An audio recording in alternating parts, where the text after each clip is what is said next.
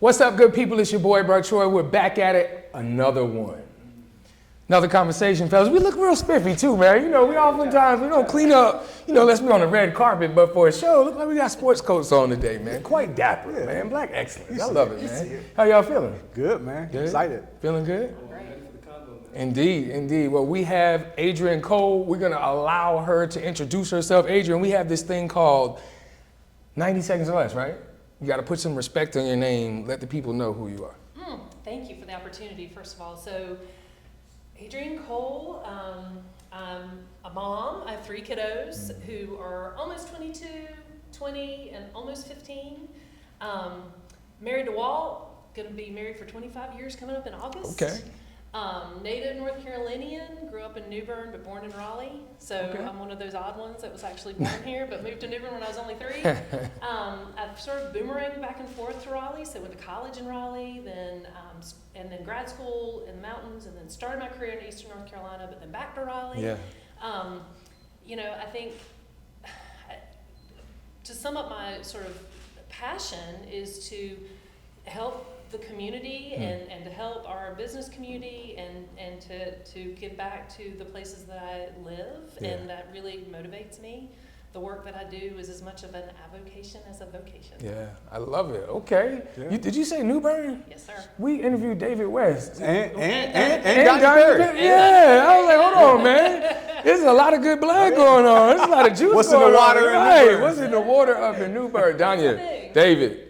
There's a thing. I'll let you. Yep, they're I great. love it. I had to touch on that real quick. So we have this thing called rapid fire questions. We're going to keep this real light. So first thing comes to mind. You ready? I'm ready.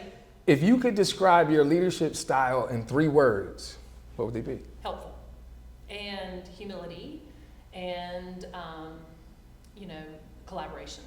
What's the funniest thing that has ever happened to you during a high pressure board meeting?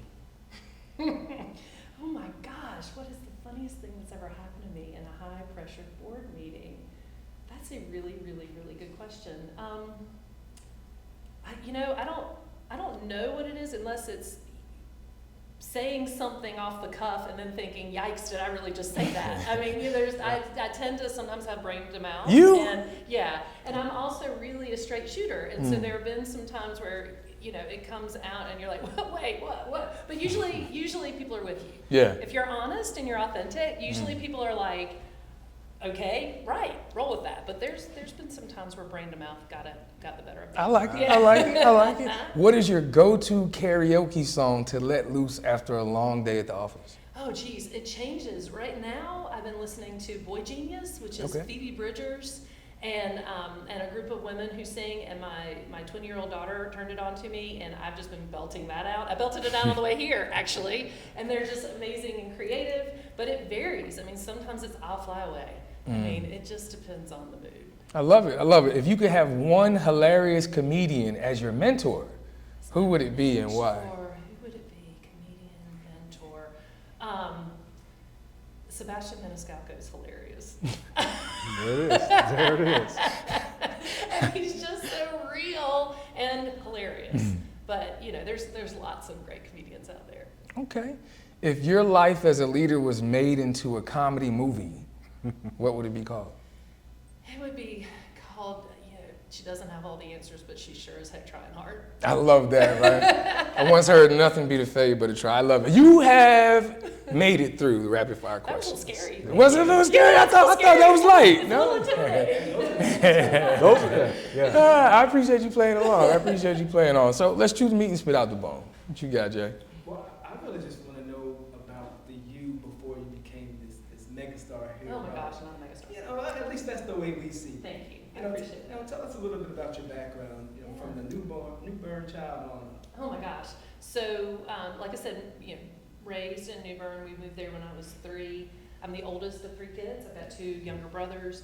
And I think that this is important. It's why, and you're probably like, wow, you're going so far back. I didn't mean for you to go that far back. Well, I didn't say the New Bern You child, did, so you I'll did. blame myself. So, I think I was raised by parents who went to whichever kid was closest to help out with whatever they needed help with, not like the boys had these jobs and the girl had this job. And I think that made an impression on me at a very early age. There was never, ever, ever, ever, ever any conversation about, what I could do as a woman or a girl. It was about, just go and do what you're passionate about. Also raised in a house that, you were expected to work hard. You weren't going to be handed anything, and you were expected to work hard. You were expected to do what you said you were going to do. You were expected to own the good stuff and the mistakes you made, Right. and I think that foundation was really important.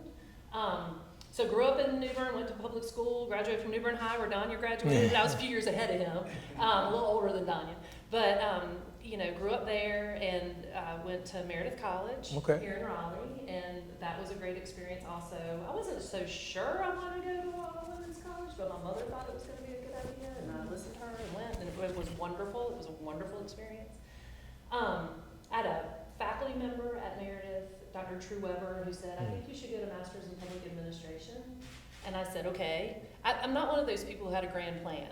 I didn't know I wanted to do this or I wanted to do, I just knew I was continuing to move forward and that I was going to figure it out. Yeah. And I think that's important for young people today. I think we put a lot of pressure on young people to have it all figured out in middle school and in high school, and I think we do them a disservice in that because they get wrapped up in feeling like they have to have all the answers, and then it can be paralyzing to just take the next best thing, because every experience is going to lead to something profound and is going to influence your trajectory. So I was raised by people who said, just try it, give it a go. And so when Dr. True Weber said, you should get an MPA, I said, okay. So I got a master's in public administration. I went to Appalachian State because I wanted to live in the mountains. Not because, again, I had looked at other schools in North Carolina. They were all great. They all had good programs, but I wanted to live in the mountains. So I went and got my master's in public administration. Started singing in a band while I was out there. That's another story for another day. Which was an accident entirely, but it was a great experience. And then I came back. I went backpacking around Europe for a while. I'd been saving my pennies and saving and did a Europe trip on the cheap, which was also a fantastic experience. And before cell phones, so my parents didn't know where I was. I didn't know where I was. I was backpacking around Europe. But then it was time to come home and get, as my father said, a real job. And Pamlico County, y'all know where Pamlico County is? No clue. Okay, it's east of New Bern. Seriously, no clue. So I still don't know. it is very eastern part of the state. It's the neighboring county to Craven County, where New Bern is. It's commercial fishing and agriculture are the main industries there. 11,800 people when I went to work there. One stoplight. And so Pamlico County was looking for a county planner and economic development director. Now, keep in mind, when I got my master's in public administration, economic development wasn't a track. It is now in a lot of MPA programs. But I'd focused on local government, nonprofit management in my MPA.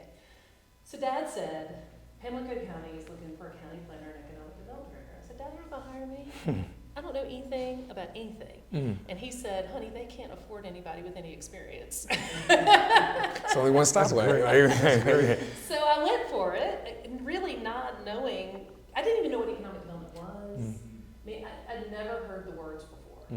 So I go to work, so I interview at like 9 in the morning, and they offered me the position at 4 in the afternoon. And it was county planner and economic development director and department head of building inspections, emergency management, and 911, and I was the fire marshal. And I was 25 years old. She had 10 jobs. You were how many hats? Right, exactly. And I was 25 years old, and I learned so much working in Pamlico County that I still use today. I mean, keep in mind, I told you it was the neighboring county. And they would say, where are you from? And I'd say, well, Craven County, I grew up in New Bern, you're one county away. They'd say, well, you're from off, just not way off. Which meant you were okay, maybe, but we haven't decided yet. And you've got to prove yourself to us. Let me ask you a question. Yeah. If you look back on it and reflect, why did they hire you then? If you didn't have the credibility or the experience, Yeah. why do you think they hired you? I think that's a really good question. I think, I had a confidence to figure it out, and I had a confidence to be collaborative and not feel like I had all the answers. And I was pretty forthright about the fact that I was going to have a lot to learn, but I was game for learning. Yeah. And I think that those things, and I had the background, I had so undergraduate and then graduate degrees.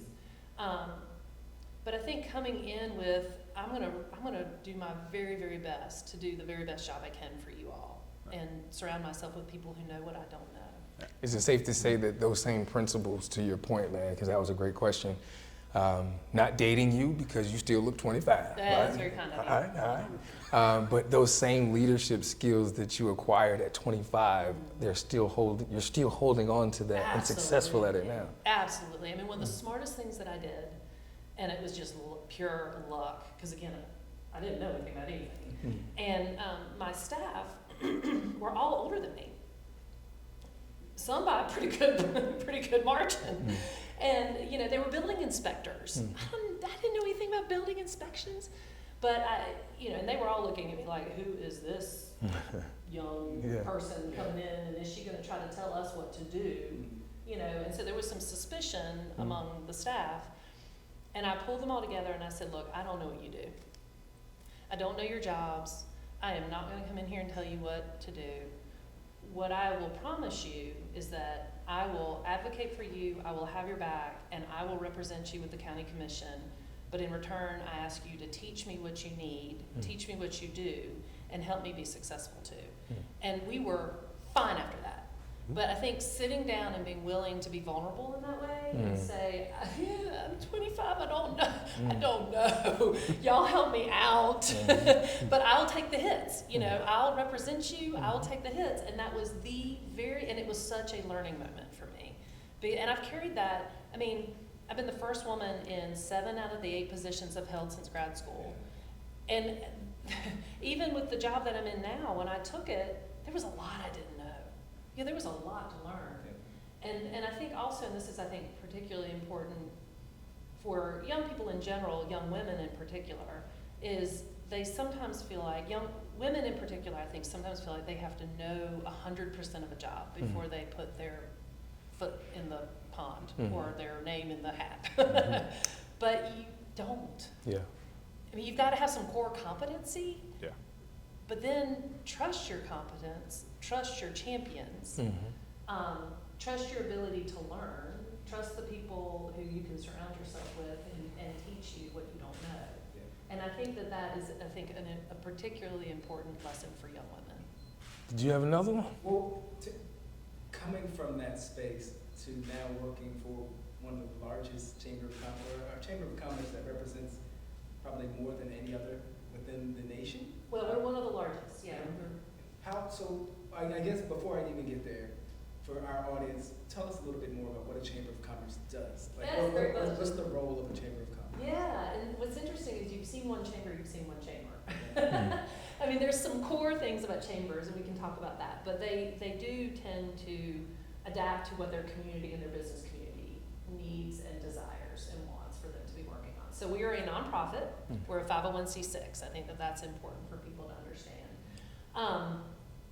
At the core of our mission is to support businesses, to support small, and we support 1 and 2 person entrepreneurs and small businesses, all the way up to our largest employers. We have about 1,900 members, and we represent about 2/3 of the employment base in the Triangle. And our people refer to us as the Raleigh Chamber, but our legal name is the Greater Raleigh Chamber of Commerce, so we're regional in our footprint. And so we do programming that helps businesses to start or grow, or sometimes we're providing programming if someone's trying to exit a business. We provide lots of networking opportunities. So there's training, there's business development opportunities, there's networking. But then as a larger chamber, we also, and this is similar to other large chambers across the country, we have partnerships with the City of Raleigh and with Wake County. And so Raleigh Economic Development is a program of the chamber. Wake County Economic Development is a program of the chamber.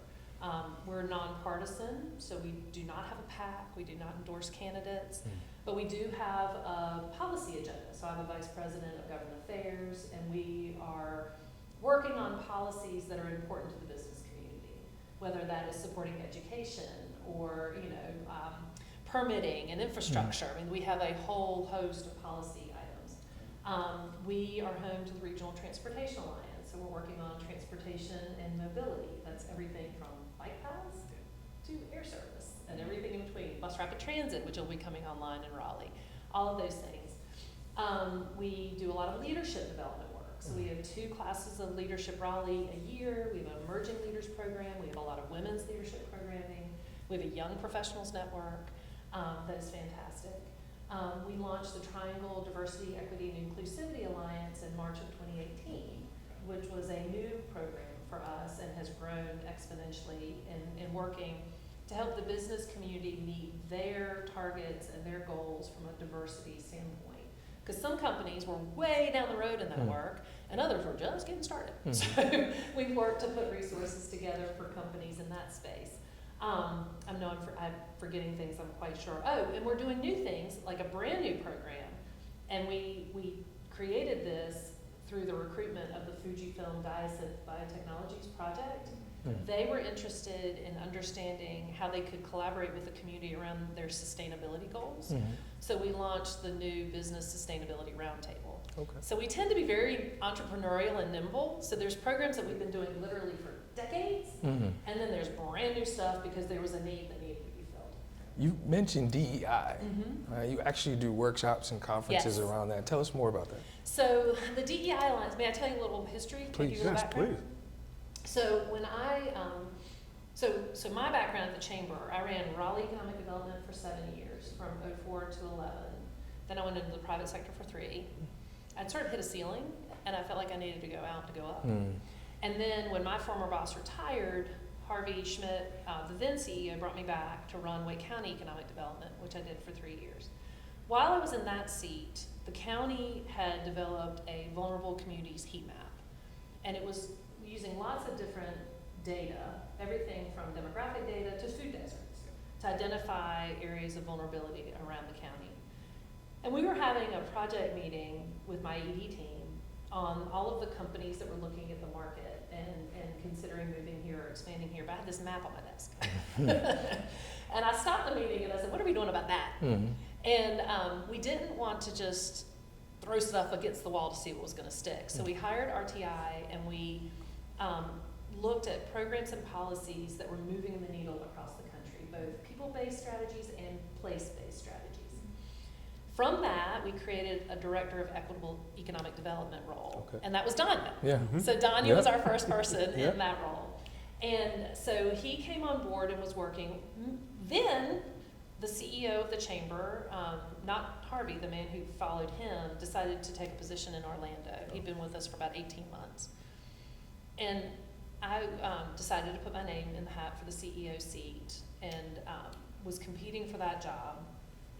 Danya was getting the program rolling. And I had, through my economic development time, been meeting with this group of business leaders that were loosely calling themselves the Triangle Diversity Business Council. Christopher Gergen and Ken Lewis had started it. And the companies were coming together and they were talking about things like adopting the Rooney Rule and other strategies around hiring to drive more diversity in the workplace and with their teams. And if I could pause you, the Rooney Rule is from the NFL? Correct. Yes, correct. Doesn't work that great in the NFL. No, it does not. But at that time, early days, and they were trying to get companies to make sure that they had a diverse pool of candidates before they even started interviewing. Understood. So, and they were talking to companies about, what data were they tracking and things like that. So Christopher Gergen came to me and said, Adrienne, can the chamber take this over? It needs more attention. We're kind of doing this on a voluntary basis. We need a home. And I said, Christopher, I just became the CEO. Give me a minute. And so I was like, come back to me in a little bit. And Donnie was getting his job up and running, and I just didn't feel like we could do it justice yet. Right. So Christopher came back, as he promised he would, and we felt like we were ready then, but we wanted to change the name to include equity. So we changed the name to the Triangle Diversity, Equity, and Inclusivity Alliance, we started working with companies who became members of the Alliance to support the work. We started bringing the DEI practitioners from these corporations together to share best practices. That can be a lonely job. And they were, struggling to move those things forward within their companies. And there's real power in coming together and saying, what's working for you? Well, I tried that and it did not work at all. And have you done this? And we're tracking this. What are you tracking? And so we started bringing those DEI practitioners together. We decided to do our first conference. That was 6 years ago. Okay. And we had about 400 people in attendance. Our new director of the Alliance, our vice president for DEI, is Dr. Tori Staten. She's planning the next one now. We're anticipating having like 1,300 to 1,400 people at the conference in July.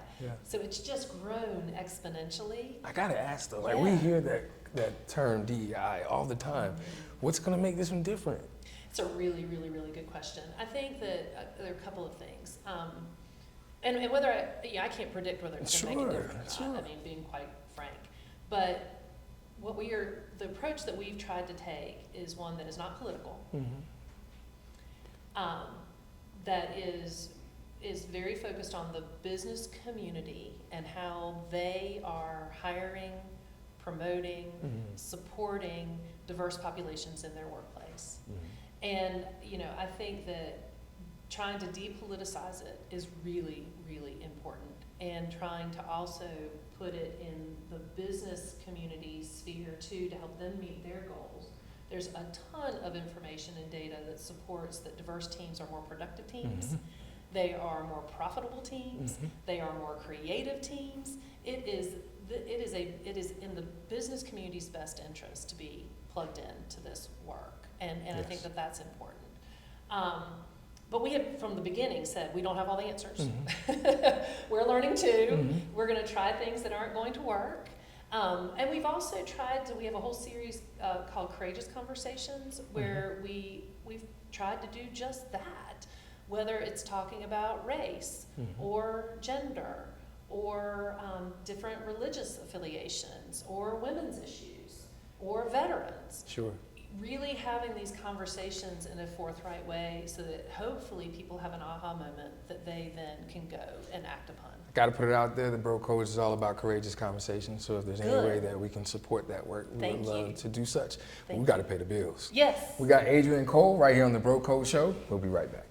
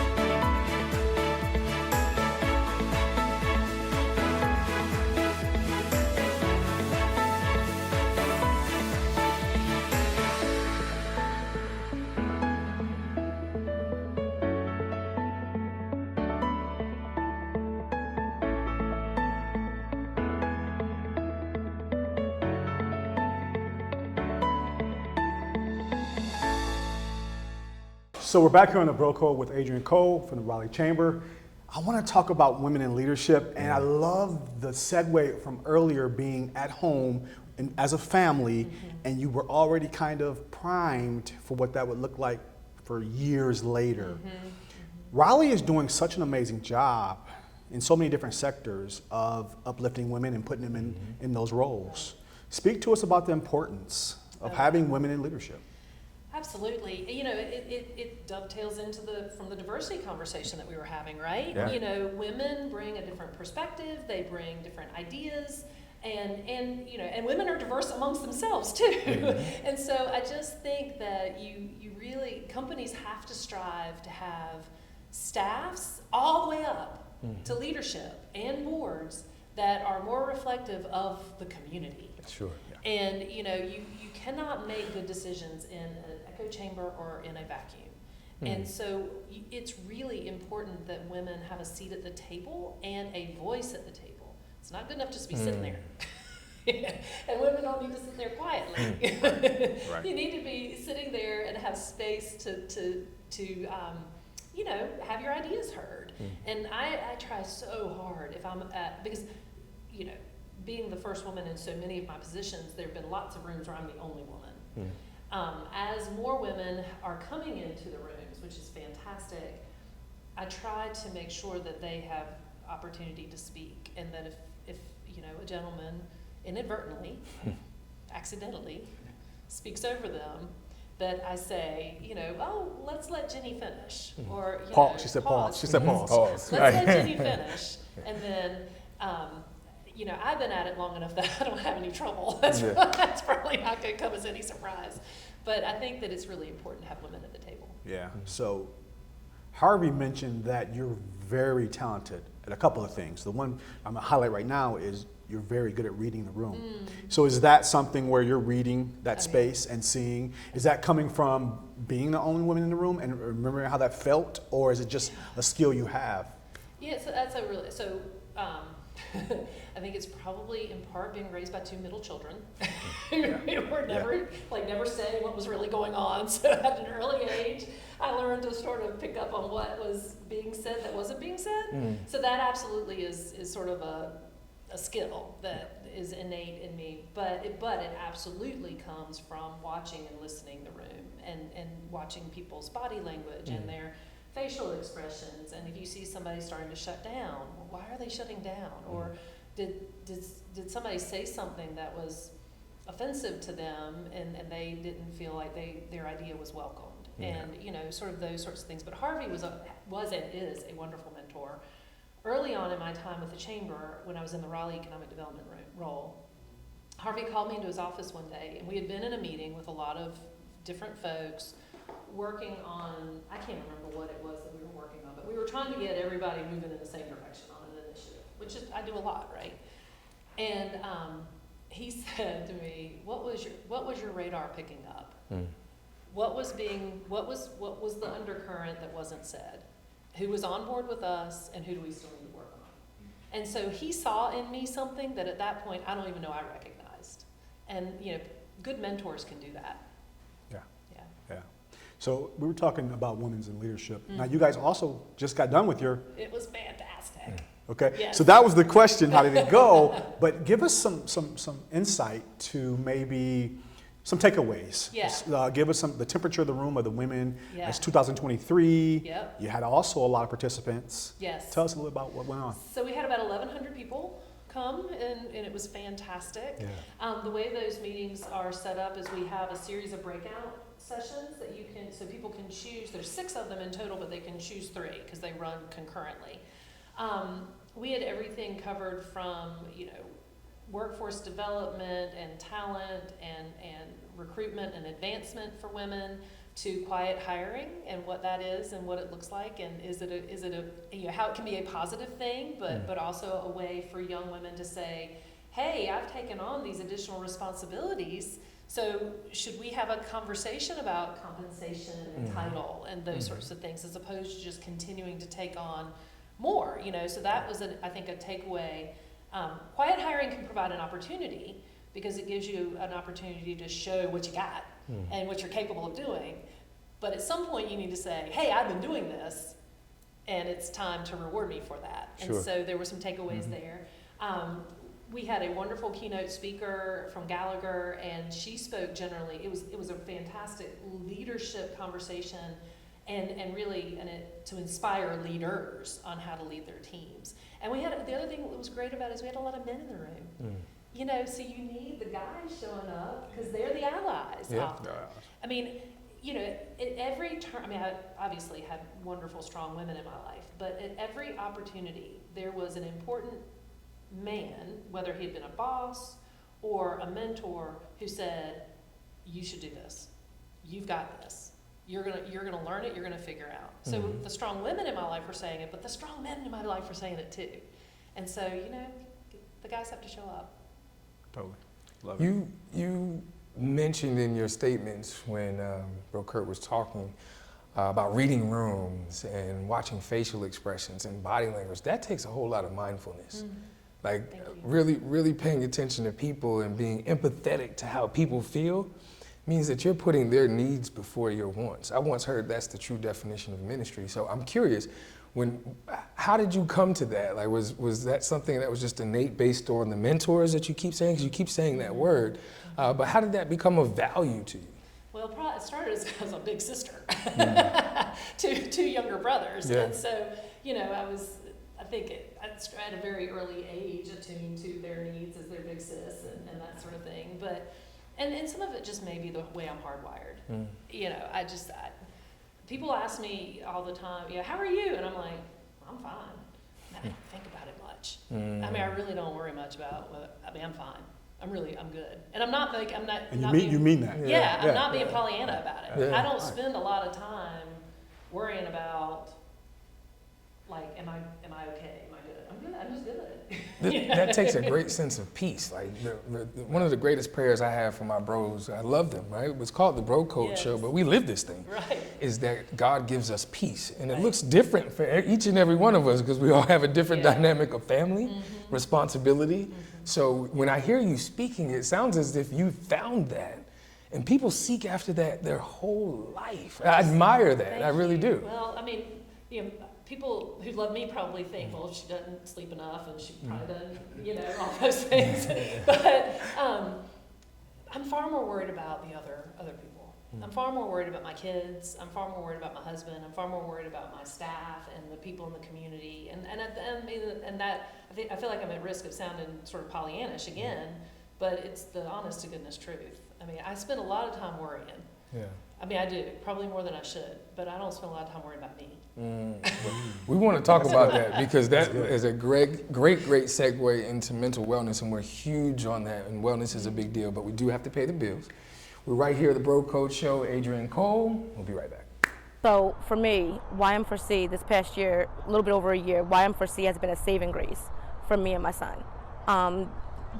Darnell joined YM4C in February of 2020, right before COVID hit, and then I was in a car accident in March.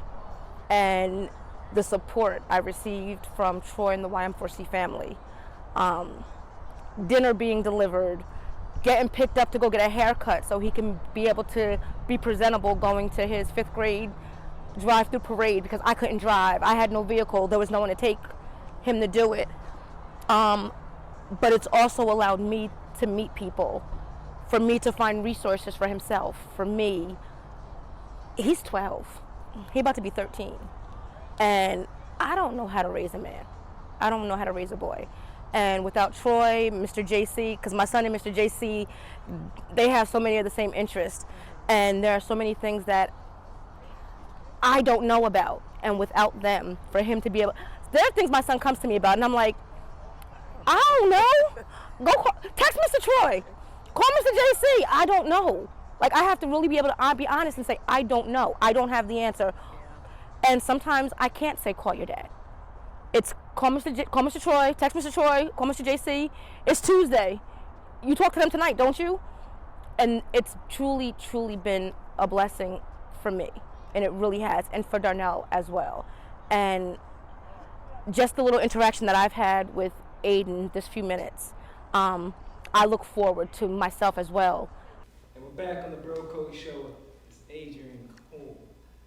Earlier you talked about the plight of women in regards to feeling as if they have to know everything in order to be successful in a role. And you spoke just a bit about how your staff may not think you sleep enough and you do enough, and finding your peace. So I'm curious, how do you maintain your work-life balance, and where do you find your peace right now? That's such a good question. I think I find most of my peace with my family.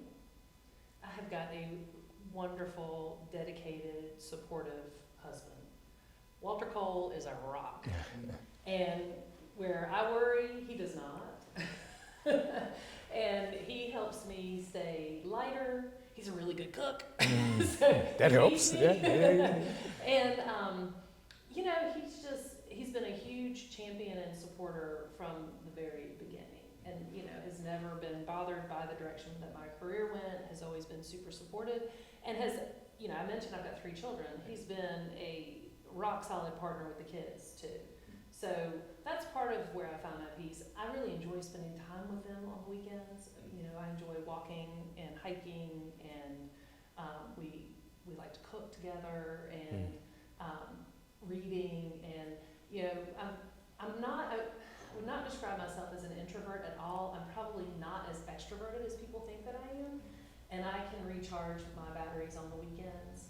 I try to exercise during the week too. Some days I'm more successful than others, but if I can do it, you know, 4 or 5 times a week. But I did finally have to get over myself a little bit, because I had this like vision of what my workouts were going to look like, and then the reality of what they look like. It wasn't working out. It wasn't. They were not. The 2 were not. And so I kind of had to like go a little easier on myself in terms of the grace vision of it, and say, you know, if you manage a 30-minute walk, that's okay. It is okay. That's all right. That can count in the day. It does. So that's a good question. But I don't like, we're social, but with a smaller group of people in a really laid back kind of way. Like my off time isn't very fancy. Well, I was going to ask, that was going to be my next question. What does if it even exists, what does a lazy, rainy Saturday look like for Adrienne Cole? Well, if it's rainy, that helps. Okay. Because if it's rainy, we're not like running around doing them. We're not great at sitting. But for me, relaxing can be, you know, a nice walk at the Art Museum Park. I love that. Which is a great, You know, which we just love that location. Or if it's rainy, then I give my permission to read a book. There you go. What's the So, book you're reading now? I just finished one. It was fantastic. It was A Gentleman in Moscow. Tell me about If you it. have not read it, the writing is amazing. And it's all of this historical sort of background around Moscow when it was sort of transitioning from royalty to communism. But there's a man who's part of the aristocracy, and he's on house arrest in a hotel. So the entire book takes place in a hotel. Wow. And it's just, it was such a good book. The writing was fantastic. Yeah. I don't want to zoom over something she said earlier. You were talking about your husband. Yeah. And I feel like I heard you didn't say this, but like you guys are best friends. Oh, we are. And how valuable that is in a marriage, Yes. right? But also how much that plays a role in you being successful at work. Absolutely. Yeah. Because I don't have to worry about him. Yeah. That's where the worry isn't. Yeah. You know, and we met in Pamlico County. Really? Y'all, we met. It was only 10,000 people there. How did y'all? Well, I was the only choice. No, yeah, but he was the environmental health supervisor in Pamlico County. He was 26. I'm 25. Yeah. And we, you know, both had these. You know, we were both big fish in a little pond, so you learn a ton. But we met and started dating, and I dated enough guys to know what I didn't want. And so, you know, and I'm not, it hasn't always been easy, but I think from the beginning we made a commitment to make it work. And we are very good friends. That's great. Yeah. Thank you for that. Yeah, thank I you. love it. I love it. We always talk about words matter. We have a segment that we want to do once we come back off of break to really highlight you and give you a token of our appreciation for having us. Yeah. So we got Adrienne Cole right here on the Bro Code Show. We'll be right back. Hey, listen, got ice in the veins when you made so frigid. Still in the kill brain cells when you hit it. Or the pills when you pop that. Don't stop, get it started. We the fighters. Works, that works. So it's your boy Bro Smith. We are here at the Raleigh Convention Center at the Inspired event. I've heard you are the head lady in charge. Tell us a little bit about yourself. So my name is Crystal. Well, my name is Crystal. I go by Crystal the Muse. We've been doing Inspired. I've been with SP doing Inspired since conception. It's been a ride. It's been a ride, but I host, I produce, I consult, you know, so Renaissance woman, so to speak. How long does it take to actually get all of this together? Like, do you start months in advance, years in advance? So, yes, all of the above. Depending on how intricate the show is going to be, it might take 6 months or more to plan it out completely. And so this show in particular, believe it or not, it's been in the making for the last 2 years. Well, since about November 2021, since our last show. So we've been building this show up since then. It has changed and evolved over time getting here, but ultimately we're here. We're here. What are you motivated? Coming up in here, you know what's coming. Speak of the devil. You looking dapper too. What's up, good people? We're back here on the Bro Code Show talking to Adrienne Cole. Adrienne, we've talked about a whole lot. We're about to land this plane, but before we do, we want to ask one more question. What you got? Yeah, so you've been in Raleigh or this region for some time. Mm-hmm. You know, you've been serving in a wonderful way as the leader of the Chamber of Commerce. I'm curious, what's next? You know, what can Raleigh look forward to in terms of festivals, events, new businesses, strategies that are formulating? What's on tap? Oh my goodness. So Raleigh has been an ascending market for a long time, certainly the 20 years that I've been here. Right. And that ascension is accelerating. So, you know, we're going to see this community continue to grow, and with that, some real opportunities. So on our economic development side, we've got about 35 active projects. They equal to about 13,000 potential jobs. This is for Wake County, not just Raleigh. Okay. And over about $6 billion in investment potential. And a lot in life sciences. We're seeing a lot in advanced manufacturing. We're seeing ag tech thrive. We're seeing technology is still a strong sector for us, even though some tech companies have had a little bit of a bumpy year, but we'll see that coming back. Mm-hmm. We have a headquarters strategy for the city of Raleigh, which we're very excited about. Headquarter companies tend to be very engaged in their community and do more on the philanthropic side, which is great. The Chamber led the advocacy campaign recently for some bond referendums at the city level and the county level. We ran the city's housing bond in 2020 that generated $80 million for affordable housing in the city. We ran the bond most recently for parks, so the parks bond for parks throughout the city of Raleigh, which was very exciting, and Greenway expansions. And we ran the Wake County Public School System bond to bring funding in, capital improvement funding, buildings, renovations, that sort of thing for the school system to take care of our kiddos. So all of that is super important. We'll be very focused on infrastructure going forward, because in order to support our growth, we have to have water, sewer, broadband, energy, all of those things. So we'll be focusing more there. I already mentioned the Business Sustainability Roundtable. You'll see that growing longer legs and galloping out of the barn, so that's exciting. You know, our work in diversity, equity, and inclusivity will continue. It continues to be very top of mind and important. We've been working on the A Better Wake blueprint around health equity, education, criminal justice, and economic mobility, so that work will continue. And we're continuing to work with our entrepreneurial community to help them find venture funding and to grow and scale. You know, today's startup is tomorrow's Pendo. Yeah. So we'll be very plugged in with all of that work as well. I thank you for sharing. With so much that's to come, look back a little bit. What's been one of your more favorite accomplishments that you and your team have done within the Chamber? That's hard. And I also didn't mention transportation and mobility. You know, bus rapid transit, BRT, the first BRT line is going to be opening on New Bern Avenue. Okay. We are working very diligently with the city to support the businesses that will be disrupted along that corridor to make sure that they continue to operate successfully while that construction project is going on. I think you're going to see bus rapid transit expand pretty exponentially around the region to give that mobility aspect to the region. So that was one I couldn't leave out. Okay. So most excited, that was your question. I don't think I can point to one. There have been really wonderful things that I and my team have worked on, going back to, you know, the Campbell University recruitment, the Campbell Law School recruitment into downtown, certainly Red Hat's move into downtown, but also more recently, you know, we worked hard on the Apple project. Oh, yeah. We worked hard on the Fujifilm biotechnology project, on the Amgen project.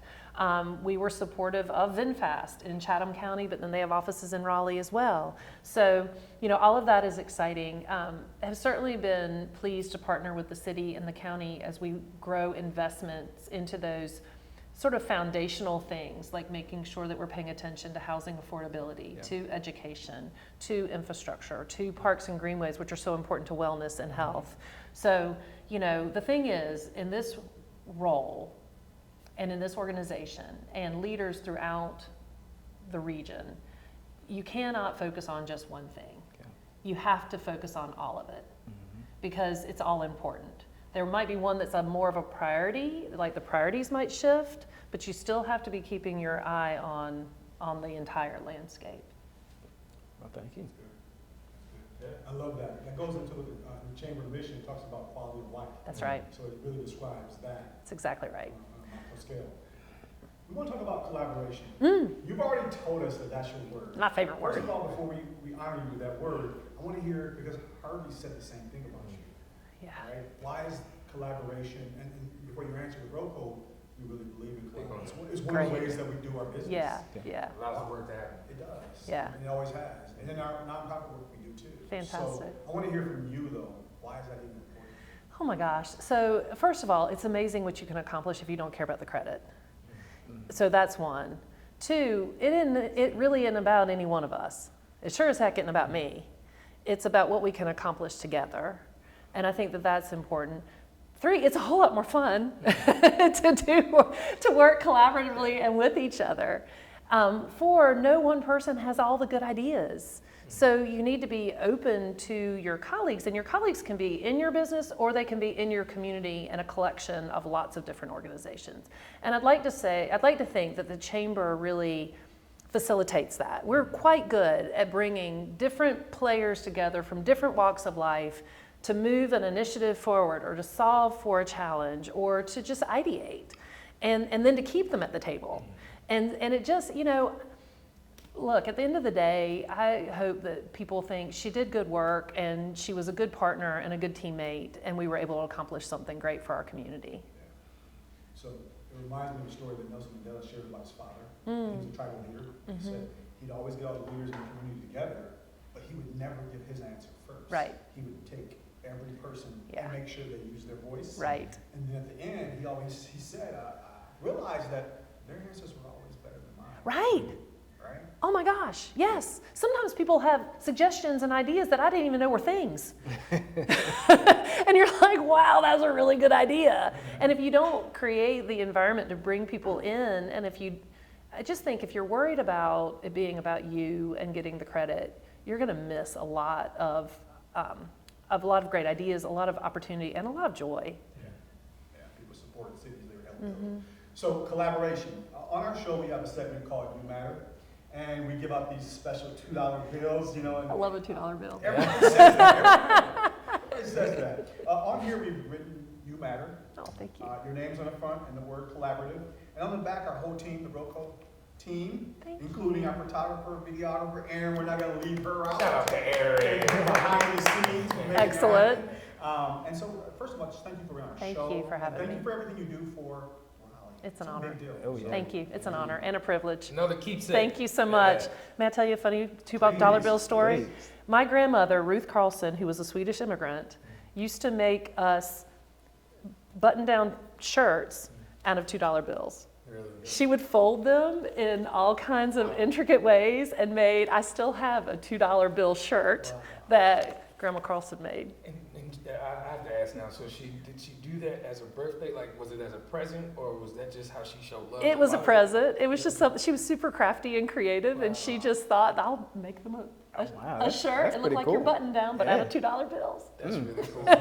So it's very special. Thank you. My grandfather lived to be 101, and when he but retired from Kmart, right? I'm dating myself, right?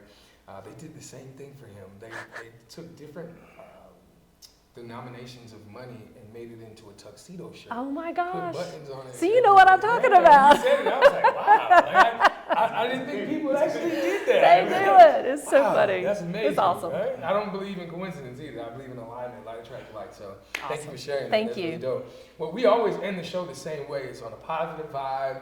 I usually look up a quote, but I think you got one. Is there a quote that maybe you live by, maybe your grandmother taught you, or something that you hold on to in times that maybe that worry happens? If so. Let the people know. So I do have one, and it applies to a lot of different ways in your life, and it is you can fake sincerity, but you can't fake showing up. You heard it right here. It's your boy, Bro Troy, Bro Smith. and we are the Bro Code.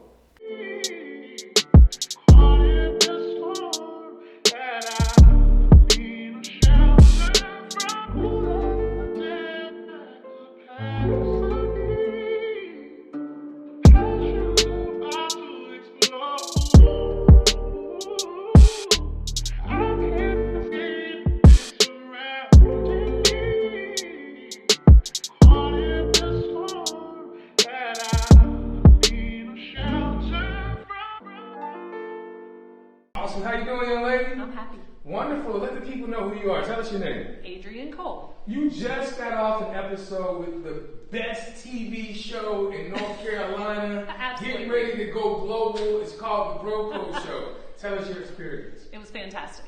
Made me very at ease, felt very comfortable, felt like a conversation with friends. I thought you covered great territory. You covered the right subjects.